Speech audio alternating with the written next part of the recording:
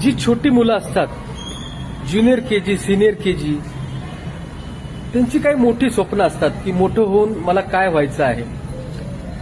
कोणाला विचारलं तर कोणी बरेच जण म्हणतात मला पोलीस व्हायचंय, मला डॉक्टर व्हायचंय, मला इंजिनियर व्हायचंय, मला विमान चालवायचंय. तर त्यांची स्वप्न पूर्ण करण्यासाठी आपल्याला त्यांच्या उच्च शिक्षणासाठी एक फायनान्शियल प्लॅनिंग तयार करायला लागेल की माझ्या मुलाला जर डॉक्टर व्हायचं असेल तर किती खर्च आता येतो आणि इथून पुढे 12 वर्षांनी 15 वर्षांनी किती खर्च येईल.